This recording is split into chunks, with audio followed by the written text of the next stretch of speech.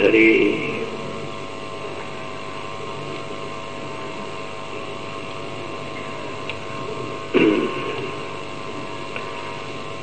आधाय मूर्धनि यदा पुरुदारगोप्यः काम्यं पदं प्रियगुणैरपि पिच्छमौलेः भावोत्सवेन भजतां रसकामधेनुं तं राधिकाचरणरेणुमहं स्मरामि।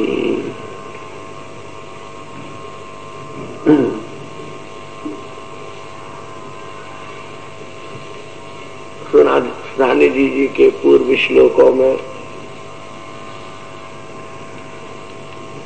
उपनिषदों में और शास्त्रों में श्री किशोरी जी की रज की जहां जहां सब प्रमाण आख्यान माध्यम से जो जो महिमा वर्णित है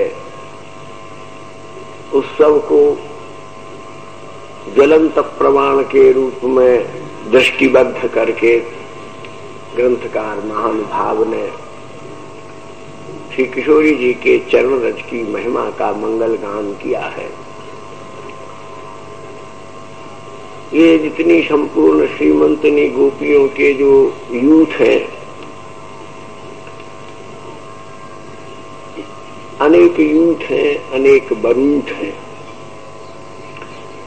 अनेक सखीगण हैं, मंजरी गण हैं, भुजिष्या गण हैं, सखी गण हैं, दासी गण हैं, चेटी हैं, कंचुकी गण हैं और अनेक अनेक सेवा में अभिरता संपूर्ण ब्रजगोपिकाएं हैं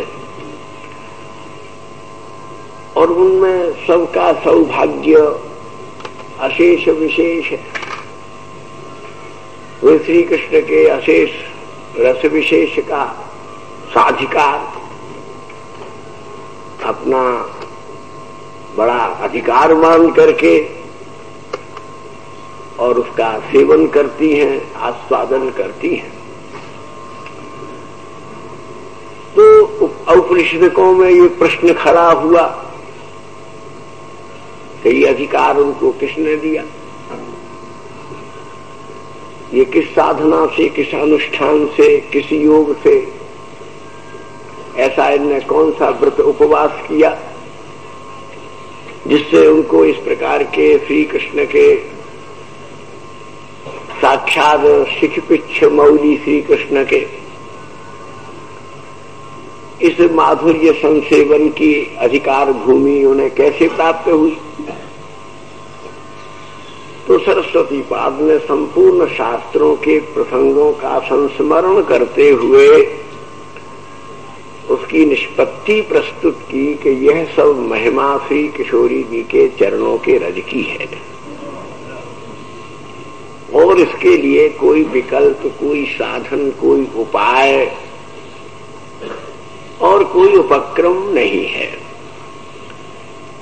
आधाय मूर्धनि,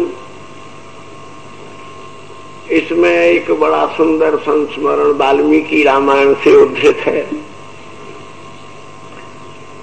दंडकारण्य में जब सवरे ऋषि मुनि, बड़े बड़े सिद्ध मुनि, उनमें अगस्त्य हैं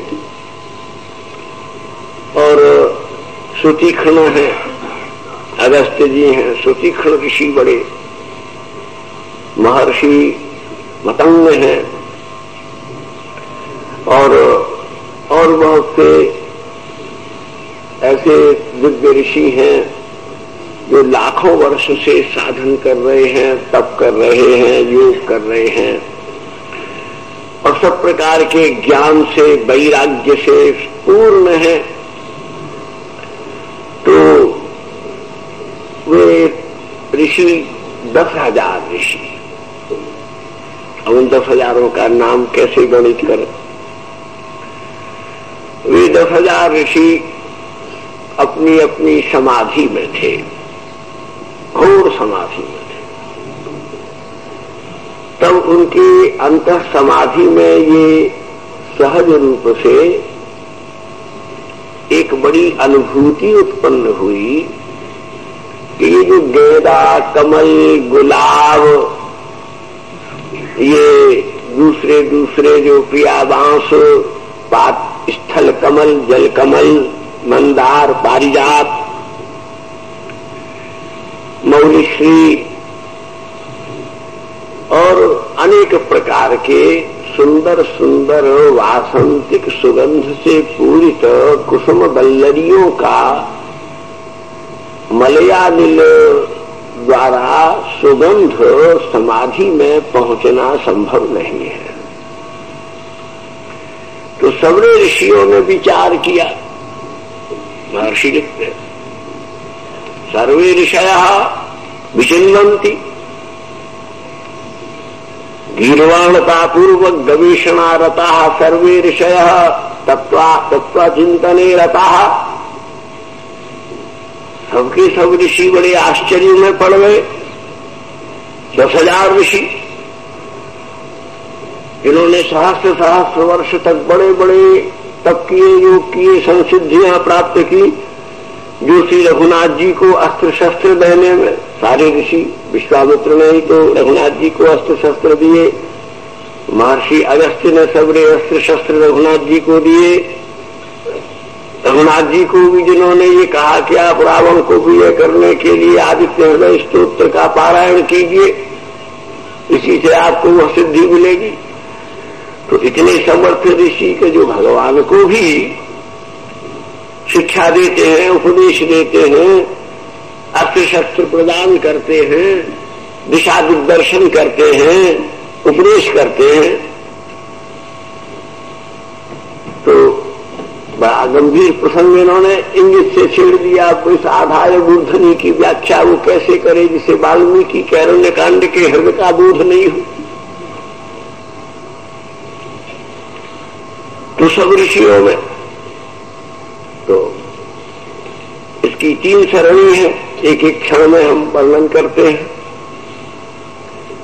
तो उन ऋषियों के मन में आया कि ये अक्षल परिमला, ये जो परिमल भूति सुरभि है, इसको कहना थी जो अनिर्वचनीय अप्राकृतिक वन में से, फूलों में से न निकलने वाली अव्याहत अप्राकृतिक जो सुगंध हमारी समाधि में महक उठी है,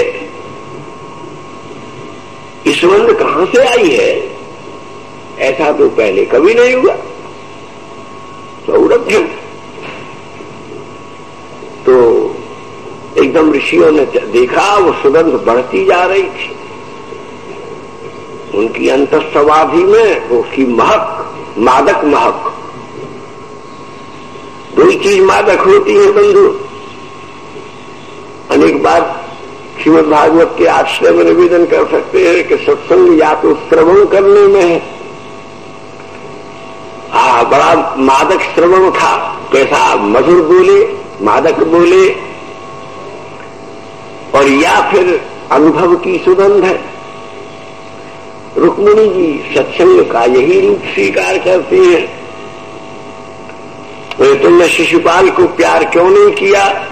तो बड़ी पुरानी बात आप सुन चुके। उन्होंने एक ही जवाब दिया कि अगर मैंने महात्माओं के हृदय रूपी सरोवर में खिले हुए आपके चरण कमल के परिमल की मादक सुगंध को अपनी नासिका से सूंघने का सुयोग प्राप्त न किया होता तो मैं शिशुपाल को प्यार करती।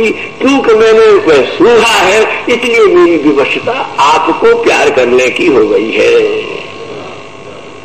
कसमश्रु रोम नख केश पिनद्धमन्तः मांसास्थि रक्त क्रमित कफ पित्तवातं जीवक्षमो भजति कांतमतिर्विमूढ़ा याति पदाब्ज मकरंद बदिंहति स्त्रीः।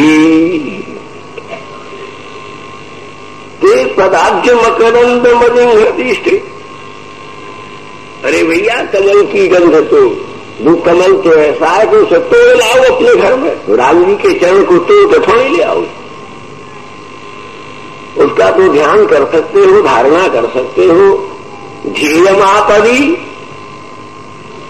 उसको तो ध्येय के रूप में वर्णन कर सकते हो, लेकिन उसकी सुगंध सूंघने का सुयोग तो उन्हीं को है कि जहां सरोवर के किनारे बैठो, बोले इस सरोवर का किनारा क्या है, बोले सत्संग, जहां कथा होती है।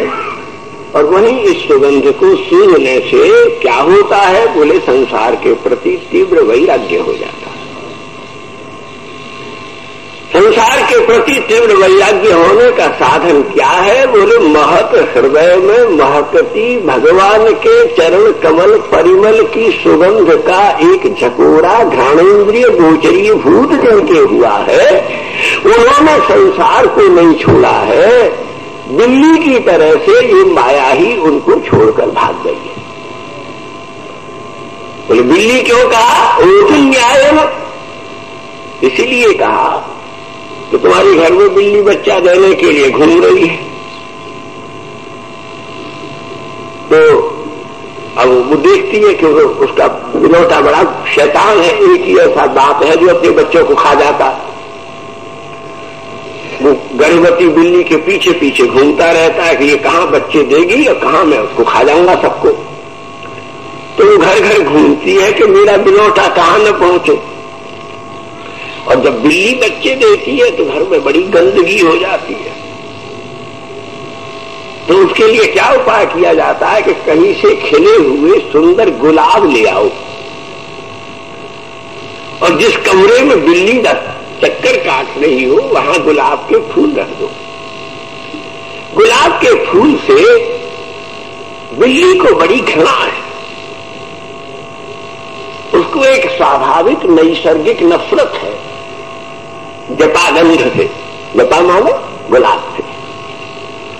तो वो फिर उस घर में अपने बच्चे देने का विचार बदल देती है।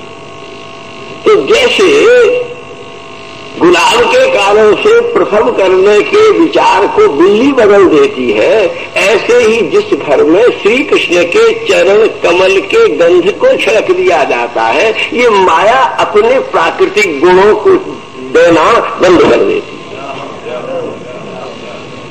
उस घर में माया प्रविष्ट होकर के काम क्रोध लोभ मोह आदि अपने दूषित दुर्गुणों को प्रसव करने का संकल्प नहीं करती। वहां काम के मारण मोहन वशीकरण उच्चाटन कमल शिरीष पाटल अलसी और मंदार, ये जो कामदेव के 5 बाण, जो 5 फूल हैं, जो कामनी के अधरों के हसित नाम के हास्य के धनुष के ऊपर बलाका पंक्ति के से भ्रूलता की जोड़ी से खिंच करके संजित होकर के मर्मोदन करते हैं, बोले उनका प्रभाव मार्कंडेय कहते हैं, बोले उनके ऊपर नहीं पड़ता है जिनके हृदय में श्री कृष्ण चरण पाठ कमल के परिमल की गंध महक रही है। इसमें भागवत के एकादश स्कंध में मार्कंडेय चरित्र में कहा गया। तो ओतुल न्याय हो गया। भक्ति क्या है? ओतुल न्याय। बिल्ली गुलाब के फूल की गंध से डरती है और माया कृष्ण चरण कमल की गंध से डरती है। तुम्हारे घर में माया अपने बच्चे पैदा न करे, प्रभाव पैदा न करे, तो सीधा उपाय है कि श्री कृष्ण चरण कमल से अपने घर की देहली को सजा लो।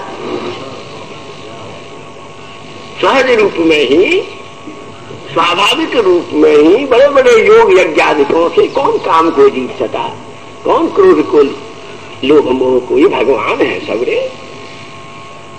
ये तो उन्होंने एक मर्यादा बना दी, जैसे स्वभाव बना दिए सबके अलग अलग। मोर का पंख रख दो, चांद से तो भैया जा, क्या किया ये न्याय है? किसी के क्षमा में है। ठाकुर जी ने मोर का पंख बांध लिया, हर घर में जाते हैं, भक्त के घर में, रसिकों के घर में, बोले ये मोर पंख क्यों बांध लिया? बोले जिसके घर में ज्यादा सांप आते हो, काले नाग आते हो और बड़ी घबरा रहे हो, ईशान ग्रहे बसती सर्प भक्तोश्चोत्तरदायक, उस घर में कोई कैसे रह सकता है जिसमें सांप रहता हो और जवाब देने वाला नौकर रहता हो? उत्तर जाएगा। तो हमारा दो जहां रहते हैं उस घर की खैर नहीं है। तो कहा ये घर में सांप नहीं आए, सांपन अंडे न दे। बिल्ली 5-6 बच्चे देती है और सर्पनी 1000 अंडे देती है। तो माया जो है ये बिल्ली है और काल जो है ये सांप है। काल ब्याल मुखग्रास त्रास निर्नाश नहीं श्रीभागवत कहते। और महाराज काल का ब्याल कैसे चबा लेता है? जैसे चूहे को रख लेता है। सांप चूहे को अपने मुंह में बंद रख लेता है, उसका मुंह बिक जाता है, बड़ा चूं चूं चूं चूं करता है, फूल जाता है, घुट घुट करके मरता है। और वैसे खाए तो सांप को डर है कि चूहा भीतर काट लेगा तो उसकी दांत गड़ने से घाव हो जाएगा, घाव हो जाने से सांप का शरीर सड़ जाएगा। इसलिए वो उसको मरने तक के लिए मुंह में बंद रख लेता है। जीव को भी रोग और राग के होठों के बीच में बंद रख करके ये जो काल रूपी सर्प है ये मरने का इंतजार करता है। जो मर जाता है तो 2 गतियों में उसका भक्षण कर लेता है। तो आधाय मूर्ख ठाकुर ने भी मयूर पक्ष धारण किया। क्यों किया? इसलिए किया कि जैसे मोर पंख के रखने से घर में काला सांप नहीं आता, ऐसे ही इस मोर पंख वाले को मन में रखो तो काल रूपी सांप का प्रवेश बंद हो जाएगा। इस कालग्रास मुखत्रास निर्नाश यदि चाहते हो, इति निर्नाशम यदि सापेक्षसे तदाव मयूर शिखपिच्छ मौलिम सर्वे हृदय। अपने अंतःकरण में इस शिखपिच्छ मौली को बैठा लो। इसके मोर पंख के तारों से सर्पन न्यायी लो काल भीतर घुसेगा ही नहीं। न मे भक्ता प्रणश्यति, मेरे भक्त का नाश नहीं होगा। तो काल और माया इन दोनों से एक तीसरी वस्तु और रह गई, कर्म। एक तीसरी वस्तु रह गई कर्म। प्रारब्ध शब्द तो कोई वैसा शब्द नहीं है। देखो इसके विषय में तो हमको बड़ा भ्रम है। हम कहते हैं प्रारब्ध प्रारब्ध प्रारब्ध, ये तो प्रारब्ध शब्द नहीं है, ये तो कर्म का परिणाम है। मूल वस्तु तो कर्म है। पूर्व जन्म कृतम कर्म भाग्यमिति कथ्यते। जो हो चुका है बीते हुए कर्म को वर्तमान में प्रारब्ध कहते हैं। बीते हुए कर्म को, ये परिभाषा है प्रारब्ध की। बीते हुए कर्म को पूर्व जन्म कृतम कर्मम भाग्यमिति कथ्यते। भाग्यम कथ्यते, भाग्य संज्ञा है, नाम है। इसको संज्ञा दे दी, नाम दे दी कि ये प्रारब्ध है। अर्थात ये जो तुमने कर्म किए हैं उनका ये लेखा जोखा है। तो बोले प्रारब्ध बदल सकता है? बोले बदला नहीं जा सकता। नहीं बदला जा सकता। बोले अधिक हो जाओ? बोले नहीं। बोले क्या करो? बोले विचार करो, विचार करो। इस प्रारब्ध को बदल, जिस कर्म ने प्रारब्ध बनाया है वो बहुत गंभीरता से पूर्ण मीमांसा की निष्पत्ति। जिस कर्म ने प्रारब्ध को बनाया है उस कर्म से कोई बड़ा प्रबल कर्म करो।